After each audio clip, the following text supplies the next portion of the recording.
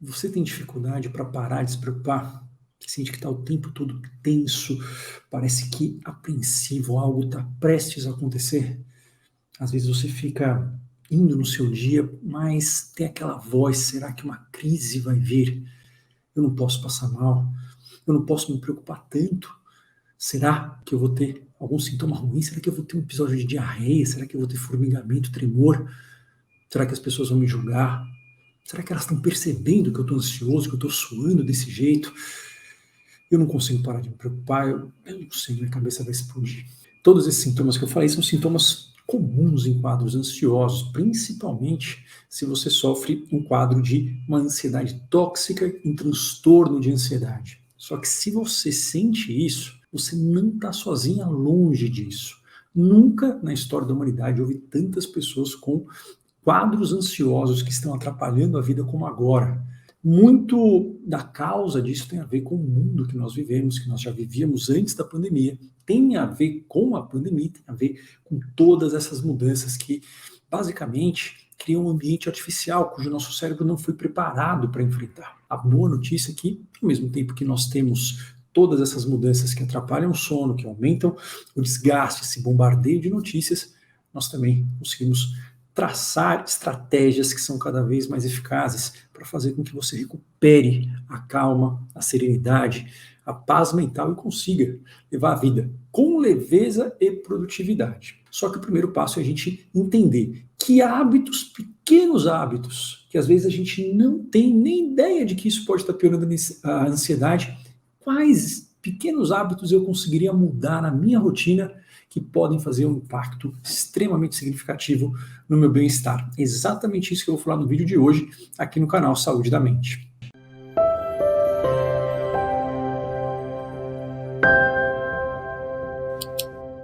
Olá, aqui é o Dr. Marco Antônio Abud. Para quem não me conhece, eu sou médico, sou psiquiatra, sou formado aqui na Universidade de São Paulo, sou psiquiatra clínico, fundador aqui do canal Saúde da Mente, que tem o objetivo de descomplicar, tirar o mito, fazer com que a saúde mental seja algo que nós possamos entender, apesar dos nossos nomes serem ruins, principalmente que a gente possa saber como nós conseguimos traçar um plano para sair disso, para a gente poder se libertar dos quadros que aprisionam a nossa mente e conseguir fazer, não só que a gente alivie, mas sim que nós possamos ter uma recuperação e nem lembrar que isso um dia foi parte da nossa vida. Eu sei que isso não é fácil. Hoje a gente vai falar então de 7 hábitos que pioram a ansiedade. Eu gosto sempre de definir ansiedade patológica, definir estresse. Eu não fazia isso antes, mas é que para quem trabalha na área parece que é óbvio, mas tem muita informação confusa e se a gente não sabe o que a gente está tratando, né, se a gente não sabe quem é o nosso inimigo, a gente tem pouca chance de vencer, a gente não sabe nem se a gente está acertando o alvo, né? Então vamos lá. Ó. Ansiedade é diferente de estresse.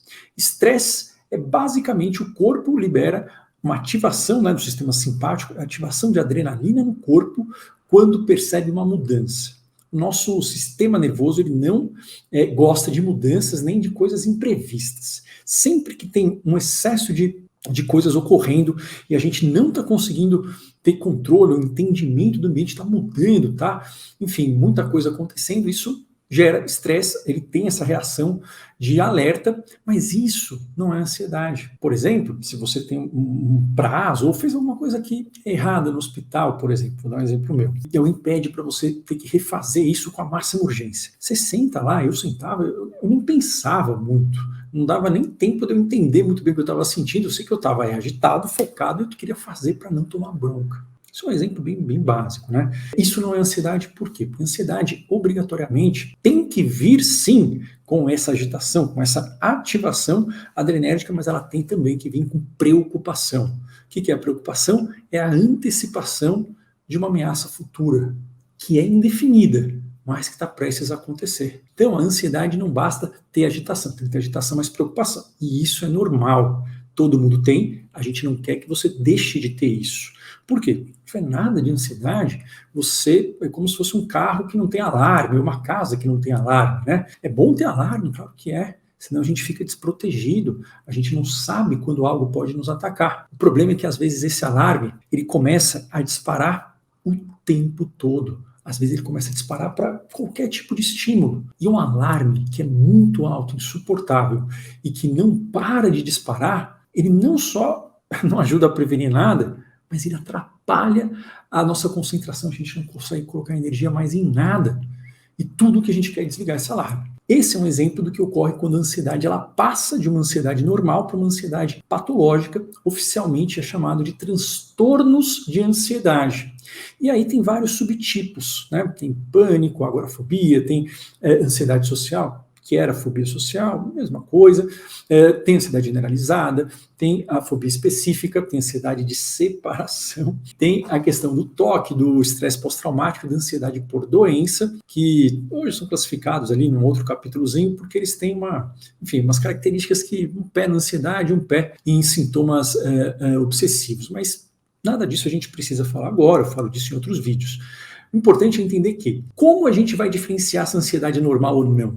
Não é tão complicado assim, mas somente um médico, um psicólogo pode fazer o diagnóstico de forma definitiva, tá? Mas para você saber, ó, a ansiedade, ela é uma reação natural do corpo e ela é algo que é vital para a gente. O medo é uma reação que dá como se fosse um superpoder para o ser humano. Ele faz com que a gente tenha uma força, uma velocidade, uma agilidade de raciocínio, sem precisar pensar, que é, assim, muito maior do que, enfim, a gente já teve na vida. É isso que permite, deve ter ouvido essa história, né? Vários relatos, né? Às vezes uma mãe ela consegue ter uma força sobre-humana para resgatar o filho de um carro, ou alguém conseguir correr numa velocidade para escapar de algo uma velocidade que ele não correria normalmente. Esta rajada, esse poder de poder ter essa descarga muscular muito intensa para salvar a sua vida ou a vida de alguém, isso é reação de medo. Medo é isso, eu estou vendo a ameaça na minha frente. Isso também não é ansiedade. Ansiedade é um sintoma que é um pouquinho mais leve que o medo, só que ela tem a preocupação se isso vai acontecer de novo no futuro, se algo ruim vai ocorrer, se eu vou conseguir pagar minha conta, se alguém vai de fato me abandonar, se está me traindo, se meu filho vai ter algum problema, se não, se eu vou ter dinheiro, enfim. Esse e se ele é uma característica da ansiedade, tá? Então a gente diferenciou estresse, alerta, medo, superpoder para salvar a vida, e ansiedade tem a ver com ativação, que é um medozinho, né? Então é um medo não tão intenso, mais desconfortável, e muita preocupação. Sabendo disso, a gente já consegue entender mais sobre a ansiedade patológica. A ansiedade patológica, ela vai se apresentar quando a ansiedade, a apreensão, com medo, às vezes vem essa reação de medo do nada, mas ela obrigatoriamente ela tem que ter o quê? Uma compulsão pela evitação. Como assim? É um termo, né, que, enfim, isso, claro que não é um termo oficial, mas, assim, basicamente é um sistema muito parecido com um sistema que ocorre em dependentes químicos. E eu não estou dizendo que é de propósito, tá? A gente sente ansiedade de uma forma insuportável, ela está sendo disparada. Ela não deveria ser para estímulos que não são perigosos, ela está enganada em termos de para onde ela está mandando o alarme. O nosso cérebro, ele não está conseguindo balancear qual que é o risco real e qual que é a minha força. Ou seja, ele está colocando perigo onde não existe e ele não está vendo que eu sou mais forte que esses perigos, você é mais forte. Esse desequilíbrio entre ameaça e força, isso começa a fazer com que a gente fique o tempo todo apreensivo, e isso faz com que a gente comece a evitar ou tentar fazer qualquer coisa para não ter ansiedade. E esse componente da evitação, ele é fundamental, e é ele que é o que de fato faz com que a gente deixe de sair para onde a gente quer por receio de passar mal, que a gente deixe de dirigir para lugar que não tem hospital perto, que a gente só sai de casa acompanhado com alguém, que a gente tem que andar com o Rivotril no bolso, ou às vezes a gente tem que andar com uma garrafa de água ou com um fone de ouvido. Pacientes tinham isso como se fosse um amuleto, né? Uma coisa meio mágica ali, mas sem isso ele não conseguia ir, porque por algum motivo aquilo dava uma certeza que ele poderia não ter pânico. Resumindo, a ansiedade patológica, ela é um disparo de adrenalina, com apreensão, falso. O quadro de ansiedade está superestimando o perigo no ambiente, ou seja, ele está vendo o perigo onde não tem, e ele tá duvidando, ele não consegue observar a sua força, ele não consegue lembrar de todas as vitórias que você já teve na vida. E a evitação, ela é um componente fundamental. Se a gente for colocar assim a ansiedade como um monstrinho, como um parasita que vive no nosso cérebro, a gente pode dizer que é um parasita que se alimenta de evitação. A evitação é o principal alimento da ansiedade. Ela também gosta de sentimento, ela gosta de pensamento, mas a evitação ela é o principal combustível. A partir disso, a gente consegue entender por que o mundo de hoje deixa a gente ansioso e a gente consegue, a partir disso, saber que tem uma saída. Eu posso garantir para, enfim, todos que estão vendo isso, porque de fato é a minha profissão e eu não sou pesquisador, eu não sou teórico, também não sou youtuber. Minha profissão é médico clínico, de atendimento, onde a gente pega as evidências científicas, mas a gente tem que colocar isso na prática para resolver o problema. Eu posso garantir que os quadros de ansiedade, eles são sofridos. Eles trazem para a gente uma sensação de que algo horroroso vai acontecer, eles fazem com que a gente fique com o foco constantemente no nosso corpo, que a gente sinta dores, tremores, formigamento, palpitação, e que a gente não consiga parar de sentir isso. É desesperador, mas esses quadros são, em toda a psiquiatria e até em toda a medicina, os quadros que têm a melhor chance de resposta. Resposta é o quê? Melhora. Remissão, que é desaparecimento, e manutenção disso sem recaídas. Ou seja, os quadros ansiosos, eles são quadros altamente curáveis. Não quer dizer que eu vou curar você, e nem quero, da ansiedade normal. Ansiedade normal é quando tem um perigo. Mas a ideia do tratamento é para você não conseguir ir em frente a um problema real, você nem lembra que você teve crise de pânico. A última coisa que você vai pensar é que você não para de se preocupar. A última coisa que você vai pensar é na dor, ou você não vai, no meio de uma conversa, deixar de prestar atenção no outro por ficar olhando para o seu corpo e ver se você está suando, se os outros estão percebendo que você está desconfortável. Esse é o objetivo do tratamento, a gente conseguir limpar os medos falsos para que você possa escolher aquelas preocupações que valem a pena. Bom, dito isso, vamos falar desses hábitos, tá? O primeiro hábito tem a ver com pensamentos ansiosos. Então, ansiedade patológica, ela muda questões do corpo, então tem os sintomas físicos, os pensamentos estão alterados. Os pensamentos na ansiedade patológica, eles não são confiáveis. Então, parece estranho isso, quem é aluno aqui, quem enfim, espectador do canal, quem é aluno dos treinamentos, né, para mentes ansiosas, já sabe, já está craque nisso, mas se você está vendo a primeira vez, é basicamente assim, nossa cabeça é uma máquina de pensar, e a grande parte do nosso pensamento é totalmente inútil. Basicamente são pensamentos que não estão baseados na realidade. Nosso cérebro descansa pensando, e pensando de uma forma meio confusa. Na ansiedade existe uma alteração específica nesse tipo de pensamento. A ansiedade, ela coloca uma lente de aumento para ver perigo onde não tem. Então, tudo que pode dar errado na ansiedade vira catastrófico. Tudo que tem a ver com a sua capacidade de lidar com o problema, isso fica microscópico. Então, ela maximiza o perigo e ela ela faz a gente não conseguir lembrar da nossa capacidade de enfrentamento. Ela fala que a gente é fraco, mas isso não é verdade. Por quê? Basicamente, você está aqui vendo esse vídeo é porque você superou muita coisa já, incluindo a ansiedade. Senão você não estaria aqui. É que ela vai dar essa mensagem para você e que existe perigo onde não tem. Isso não é consciente e a gente vai precisar retreinar. Mas ela também tem um outro componente no pensamento dela que faz com que você tenha um holofote na sua atenção. Você vai colocar a sua atenção somente em coisas que são perigosas. Coisas que são perigosas no mundo externo e principalmente você vai voltar a atenção para o seu corpo, como se fosse um holofote mesmo, né? Um holofote ali num teatro, é tudo escuro, e ele vai focar e ele vai procurar perigo. Então, além dele maximizar o perigo e diminuir a sua força, existe um radar, um detector de sintomas físicos que lembram ansiedade. E toda vez que a sua cabeça bate, pega um sintoma, aquilo vai estar mais intenso. E isso não é da sua cabeça. Isso é provado do ponto de vista neurológico. As pessoas com ansiedade, elas têm uma ativação do sistema simpático quando há um pouco de sintoma ruim, então a pessoa ela vê um sintoma ruim e imediatamente ela já ativa o sistema simpático numa força, numa intensidade muito maior que as outras pessoas. Como é que se mede isso? Tem testes chamados testes de condutância da pele, tá?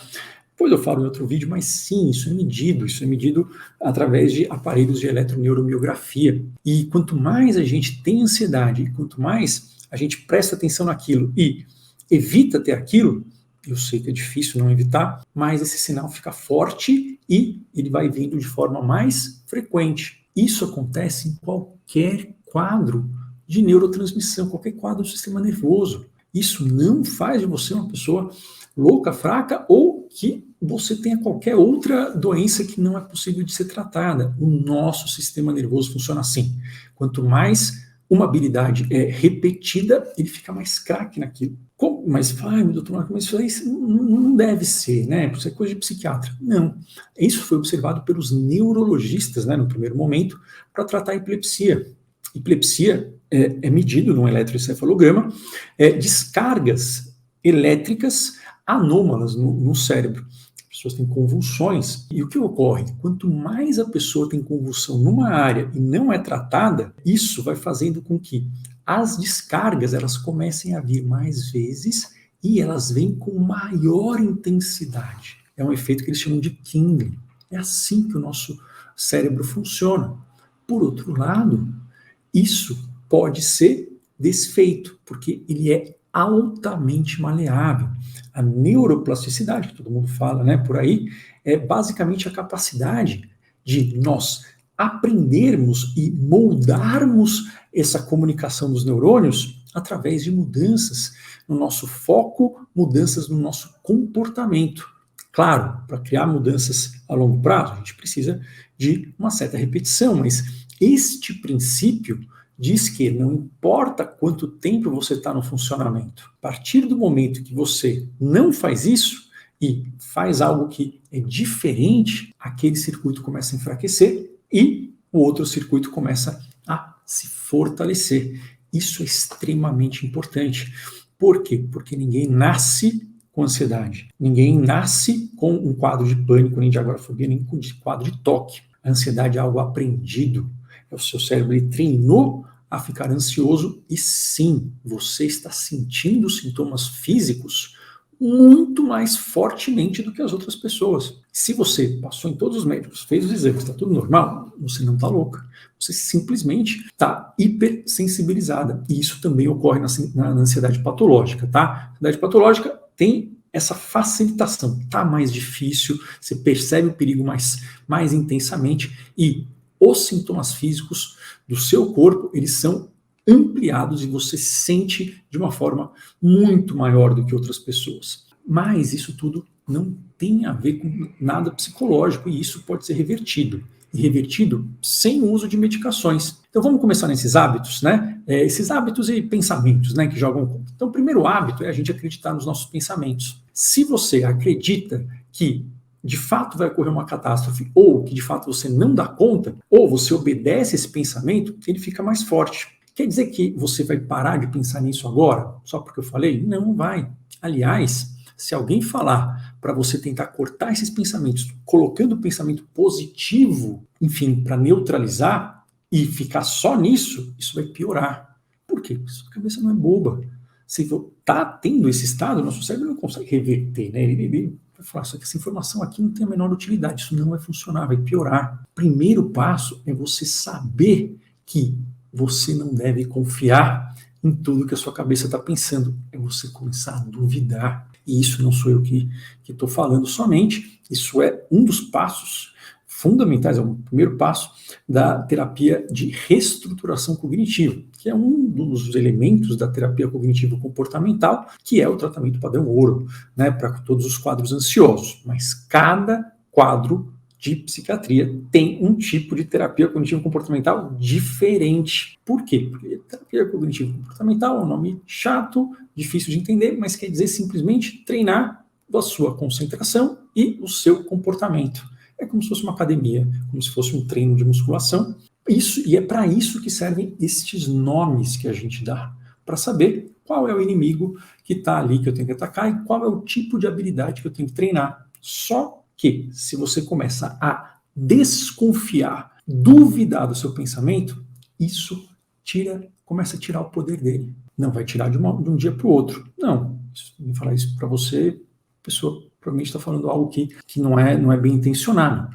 Mas isso é uma estratégia comprovadamente eficaz e questionar pensamento é muito mais eficaz, muito mais potente para fazer com que você não fique refém deles do que tentar pensar positivo, do que, enfim, qualquer outra coisa que a gente tente forçar ele para fora. Porque se a gente força para fora, a gente está aumentando a agitação na nossa cabeça.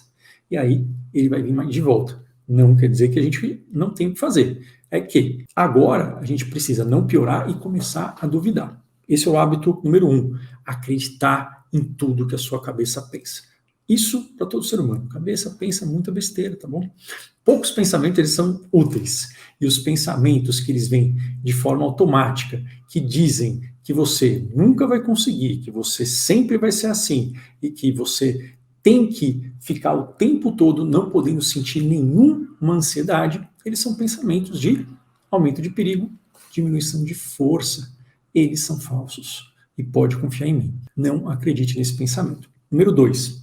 Fazer estratégias, colocar no seu dia estratégias para anestesiar qualquer sintoma de ansiedade. Isso é uma armadilha. Por quê? Porque as estratégias que anestesiam são estratégias do GABA, que vão estimular esse neurotransmissor. E o GABA não é um neurotransmissor que pode ser bom nem ruim.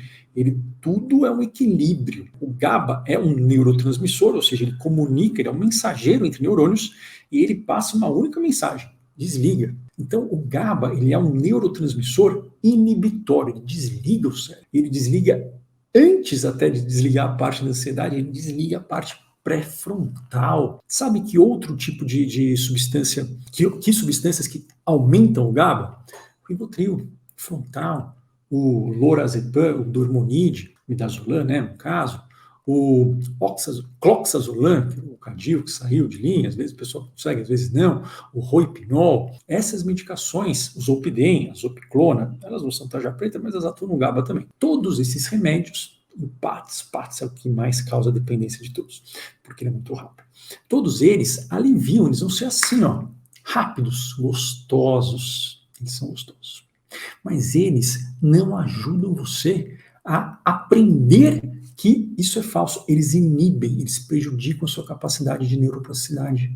Você não consegue gravar uma memória de que, de fato, você é mais forte, que aquilo não é perigoso. Então, álcool e Rivotril, frontal, diazepam, enfim, eles atuam da mesma forma. Álcool para aliviar sintomas de ansiedade é a pior escolha que você possa fazer, e Rivotril, frontal, lorazepam também, caso isso passe de um mês. Então, GABA não é uma coisa que a gente quer ter de montão, não, tá? A gente quer ter um pouquinho só. Suplemento de GABA, não há evidências que eles funcionam, tá? E aqui eu estou dizendo para você com base no que a gente vê em termos de evidências clínicas, e eu nunca vi funcionar na prática minha no consultório também. Tá? Aqui eu não estou para negar outras pessoas que falam. Simplesmente isso não é algo que é corroborado pela ciência. Quer dizer que você não pode tentar tomar GABA? Pode. O problema é que a gente tem recursos que não são infinitos, né? Quanto mais energia a gente coloca em coisas que não têm uma chance alta de funcionar, ou, enfim, não são tão estudadas, a gente vai estar colocando obrigatoriamente menos energia em outras estratégias, tá? Então, não acho que você deve comprar suplemento de GABA, não faça isso, tem outros suplementos melhores. Álcool, ele vai fazer com que você não consiga aprender, que você de fato não é fraco, então ele deixa corajoso na hora, entre aspas, mas essa coragem ela se perde. O que ocorre no álcool, pior ainda, é que no dia seguinte você vai estar com uma sobrecarga de adrenalina, um efeito rebote, você vai estar mais ansioso. Muitas pessoas que têm pânico vão ter crises de pânico no dia seguinte. Eu não estou aqui rogando praga, eu estou deixando para você informações para que a ansiedade ela vire um inimigo ruim, mas previsível. E isso é algo muito importante, tá? Então, primeiro hábito que a gente falou, que, né, é um hábito talvez o mais importante para você começar a praticar devagarinho a partir de agora. Não acredita em tudo que o seu cérebro ansioso está te falando, porque ele está querendo te enganar. Número 2, anestesiar com remédios tarja preta, que não são os antidepressivos, são aqueles que têm a tarja preta, que terminam com an, que fazem efeito rápido e gostoso. Apostar neles, eles são os remédios que os médicos erram muito em termos de prescrição, eles têm que ser usados por pouco tempo. E álcool é a pior estratégia possível que alguém pode ter para ansiedade, porque ele não ajuda você a lembrar, ele vai deixar você mais ansioso no dia seguinte e ele acaba com o sono REM. Quer dizer o quê? Você vai estar no dia seguinte como se não tivesse dormido bem. Bom, enfim. Então, esses são 2 hábitos que a gente pode começar a mudar a partir de agora. Número 3, não tentar anestesiar, mas sim camuflar a ansiedade. O que é o camuflar? Camuflar, basicamente, a gente meio que colocar um abafador de ouvido quando o alarme está muito alto e deixar de consertar o alarme. Então, vamos imaginar que a ansiedade é o alarme do corpo, né, porque percebe o perigo. O que a gente precisa? A gente precisa ir lá e regular isso, né? É bom ter alarme, mas o alarme que está disparando toda hora, ou que não para de fazer barulho, isso aí é insuportável, está atrapalhando. Agora, imagine que ao invés de você ir lá e consertar o alarme, você coloca o quê? Um fone de ouvido, um abafador, você ouve o barulho, mas não está incomodando tanto. E você vai, com o tempo, ficando com esse fone para sempre. E isso faz com que você não crie a confiança de que você dá conta de enfrentar a ansiedade. Mas eu sei que a sua cabeça está falando que não. O que é essa camuflagem?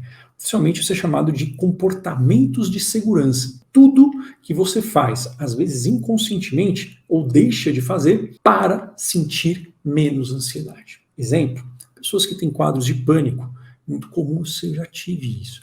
A gente começa a involuntariamente pensar qual o caminho que eu faço que tem a menor chance de eu ficar parado, porque se eu ficar parado eu não vou aguentar. Ou que é mais perto do hospital. Ou a gente começa a sair até determinado limite de casa, né? Começa a fazer um perímetro que vai encurtando. Ou a gente começa a sair somente com alguém. Depois somente, enfim, a pé. E depois nem isso. Isso é um comportamento que ele começa com uma camuflagem, só que ele vai aumentando a sensação de que você não dá conta e de que o perigo de fato é verdadeiro mesmo. E cada vez que a gente evita, o cérebro ele vai se acostumando a evitar, é um hábito. A boa notícia é que, se eu estou falando tudo isso, é porque eu não quero só dar problemas para você, obviamente que não, mas a gente precisa perceber isso para começar a mudar, mas todos os hábitos são reversíveis. E isso é essa chamada neuroplasticidade.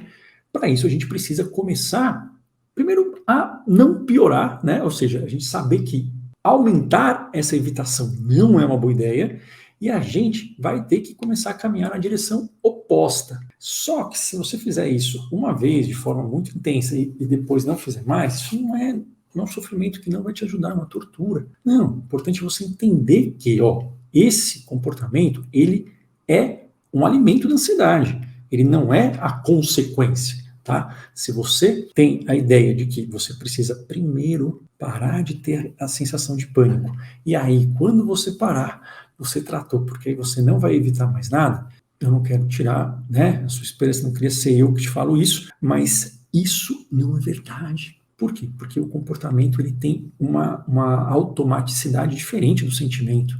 A gente continua nesse hábito. E o fato de tratar somente a parte física é o fator que mais leva as pessoas a não conseguirem parar o remédio e que mais leva as pessoas a, depois de um tempo, terem novas crises mesmo com o remédio. Então, a gente entendeu que anestesiar é ruim, porque a gente não vai aprender nada e pode piorar a ansiedade.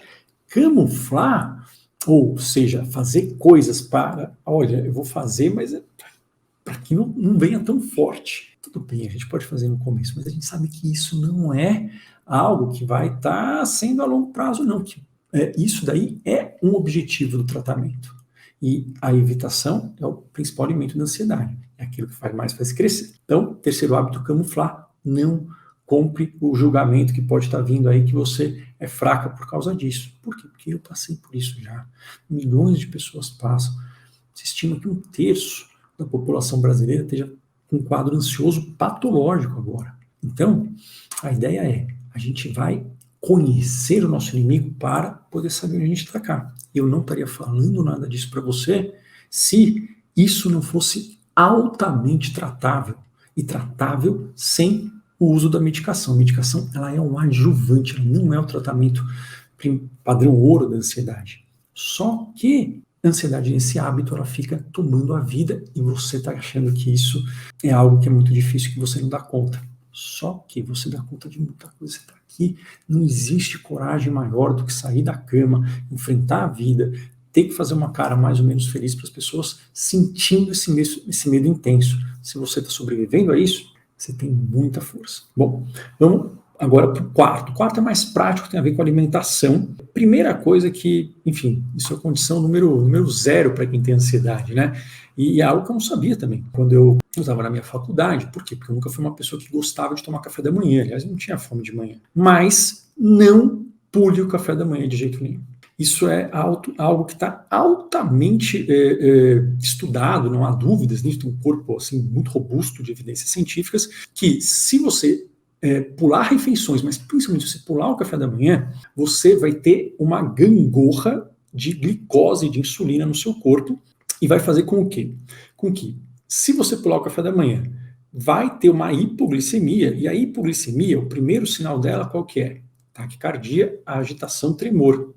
Isso vai ser interpretado pelo seu cérebro como uma crise. Agora, se você, por exemplo, pular o café da manhã e depois, no meio da tarde, está morrendo de fome, ou ali antes do almoço, e aí você come um monte de macarrão e um pão de mel de sobremesa. É gostoso? É muito gostoso, mas o que acontece? Esse carboidrato, né, por exemplo, do pão de mel e do macarrão, é um carboidrato que é muito rápido de ser absorvido. É um carboidrato simples. Isso faz com que tenha um pico de glicose no seu corpo. O que o pico de glicose causa? Agitação. Quando tem um pico de glicose, o que vem junto com ele? Pico de insulina. O que o pico de insulina causa? Queda muito intensa do nível de concentração. Você ficar nessa gangorra dos níveis de glicose, e o nosso cérebro ele precisa, o córtex pré-frontal, que é a parte, basicamente, que pensa do cérebro, principalmente nessa parte dorsolateral, e que controla a ansiedade, ela precisa de 2 coisas. 3. Precisa de água, precisa de glicose e de sono. O que eu sugiro? De manhã, copo d'água na cabeceira, toma um copo d'água, quantos ml? Coloca 300 ml, não perca tempo colocando um ml específico lá, tá? Mas beba água sempre acordar, tá bom?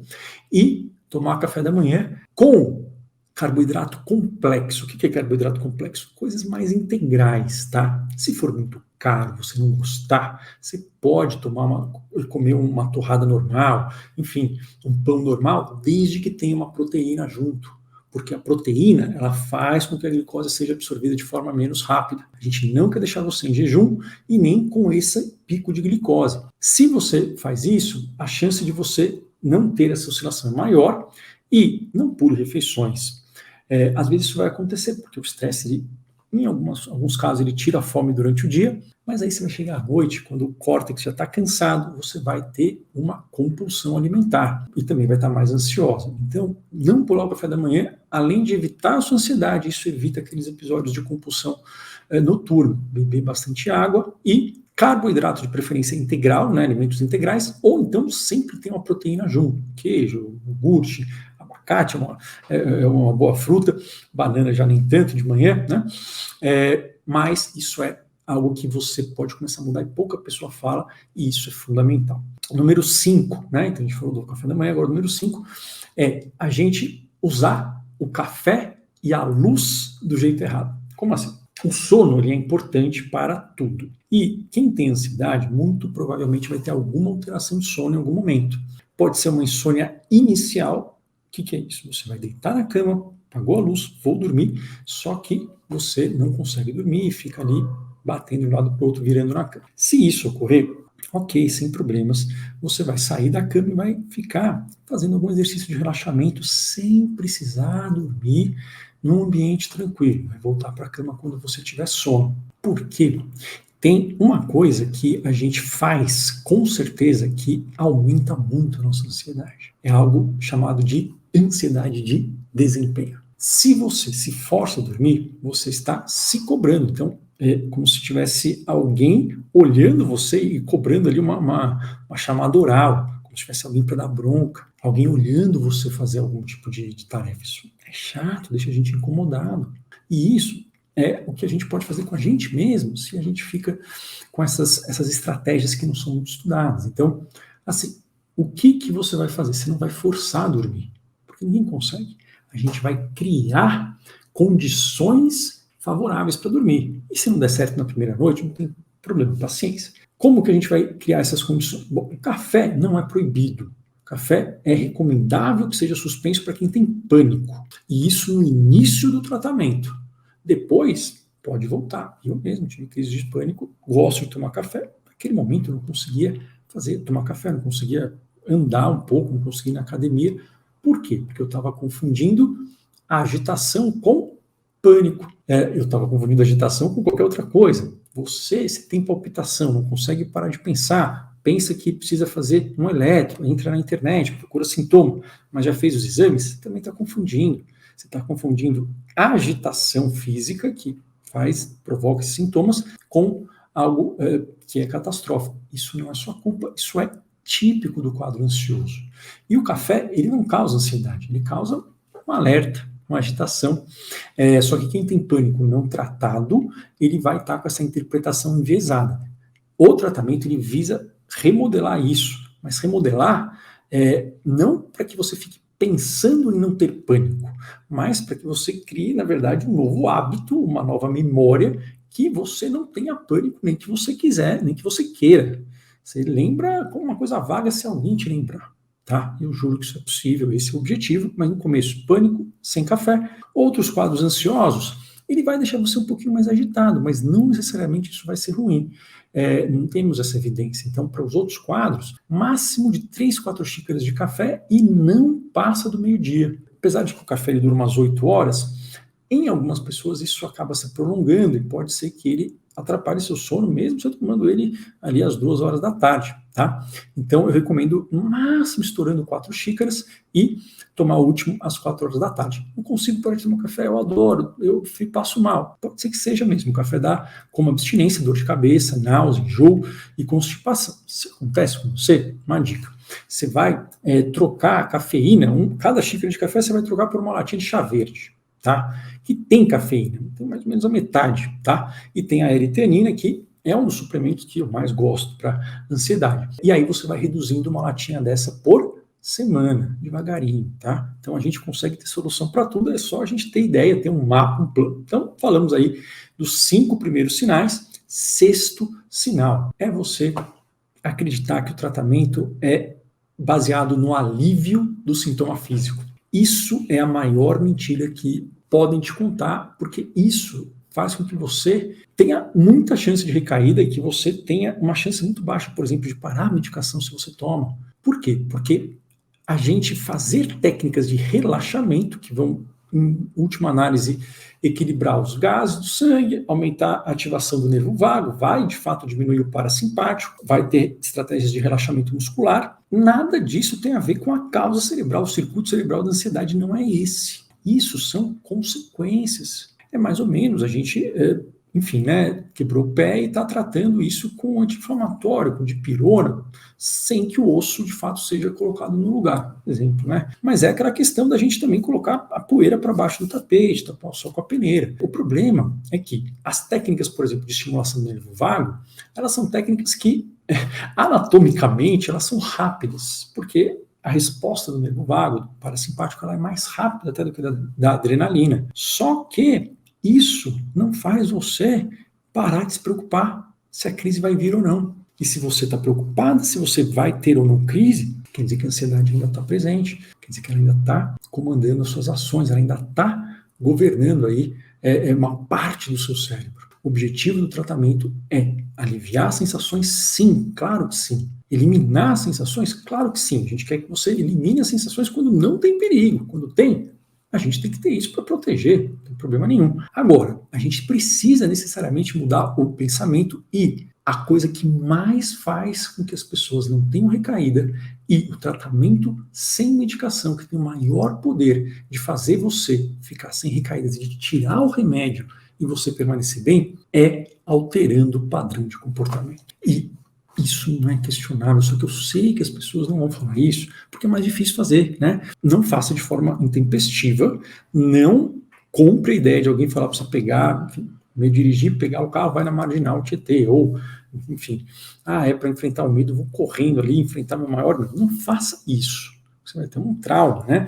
A ideia é, a gente vai ter que fazer um modelo, né? Mas isso tem uma parte, a gente precisa construir ali condições para que seu cérebro fique mais maleável para a neuroplasticidade, e a gente tem que fazer algo que é estudado, né? Isso é a terapia que tem maior eficácia que nós conhecemos, para que você tenha um contato extremamente indireto, com uma chance de vitória altíssima, e que você consiga ter essa memória que você ganha. Então, enfrentar o medo é besteira. Você precisa vencer o medo.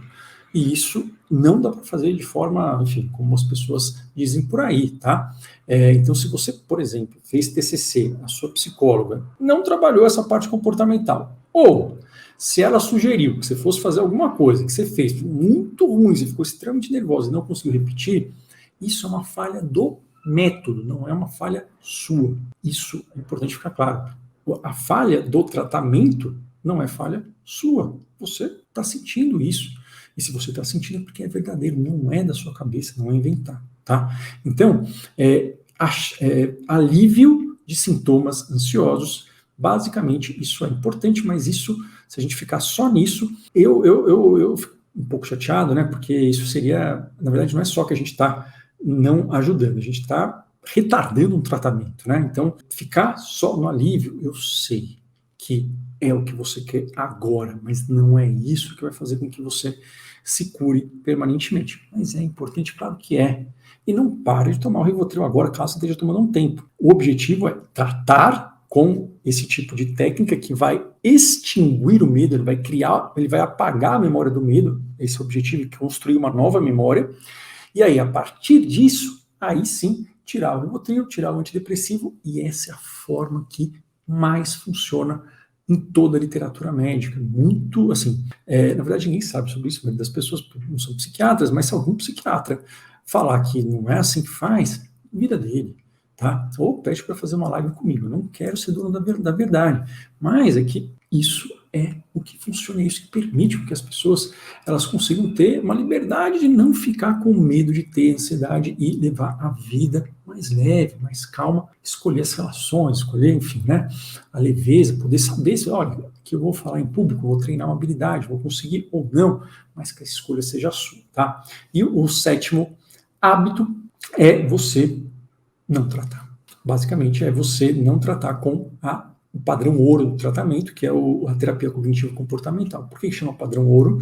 Porque é o melhor tratamento que existe na atualidade, o mais eficiente, o mais seguro, aquele que mais faz com que as pessoas atinjam a remissão, a recuperação da vida e sem recaídas. Ela é o padrão ouro para todos os quadros ansiosos. E ela é o padrão ouro porque, de fato, ela funciona muito. É que a maioria das pessoas, na verdade, não vai fazer TCC, e quando faz, normalmente é uma pseudo-TCC, né?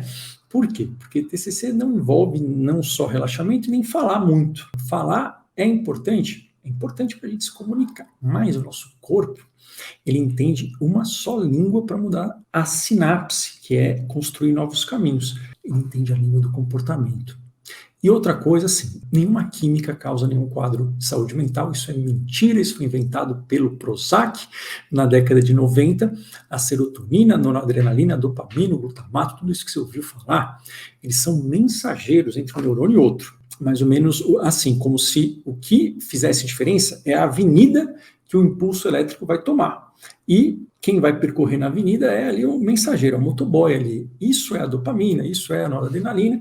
Por quê? Porque entre uma avenida e outra tem um salto ali, né, que é a sinapse. Não adianta a gente colocar um montão de mensageiros se a gente não tem muita avenida. Se tem uma avenida só, a gente pode colocar quanto for, vai entupir uma hora. Ou seja, essas medicações, elas devem ser utilizadas, claro, com critério, mas elas são facilitadores dessa comunicação para que você treine novos comportamentos, porque quando você treina, não é que precisa ter mais serotonina. Isso é mentira, não tem menos. Você vai construir outras avenidas e outras pontes. E aí, não precisa mais dessa medicação neste nível. Por quê? Porque ela nunca foi o objetivo dela aumentar a serotonina. Foi simplesmente fazer com que aquilo lá pudesse ser mais rápido, aquela avenida da calma ficasse mais rápida, para que você treinasse isso. Não existe nenhum quadro do sistema nervoso que seja causado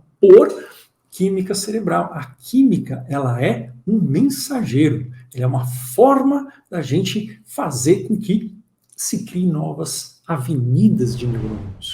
E isso é algo que é bastante conhecido já desde muito tempo atrás. A questão da química foi um golpe de marketing do Prozac na década de 90 e que funcionou demais. Por que eu estou falando isso? Não é importante? Claro que é. Eu sou psiquiatra. Quem sabe, né, se tem alguma área da medicina que estuda como nós podemos usar essas medicações, é a psiquiatria. Mas entender que assim, não é essa a base. E quando você treina novos comportamentos, muita gente pergunta, mas eu estou mudando a química cerebral? Pouco importa. A química cerebral que tem que ajudar você a mudar, a construir novas sinapses. Mas sim, você está, na verdade, fazendo com que a comunicação seja mais eficiente. E isso é a única forma de ter um aprendizado definitivo. Então, esses são os hábitos. Compartilha, começa a mudar a partir de amanhã e coloca por semana. Muitos hábitos de uma vez não dá certo, é igual 3 cozinheiros fazendo a mesma receita. Mas, quando você começa a dar um passo na direção certa, primeiro você para de afundar, você para enfim, aumentar a ansiedade e você começa a construir a calma que o seu corpo sabe se acalmar. Começa a construir de volta a confiança que você dá conta e você começa a usar essa coragem que você tem para lutar contra a ansiedade, usar ela contra o inimigo certo. Muita informação? Mas a ansiedade não é para tratar com remédio. A ansiedade tem uma altíssima chance de cura, uma altíssima chance de cura sem o uso de medicações. A gente não precisa fazer isso rápido. A gente precisa saber que quem você está sendo agora não é quem você é. Forte abraço, vejo você no próximo vídeo. Até mais.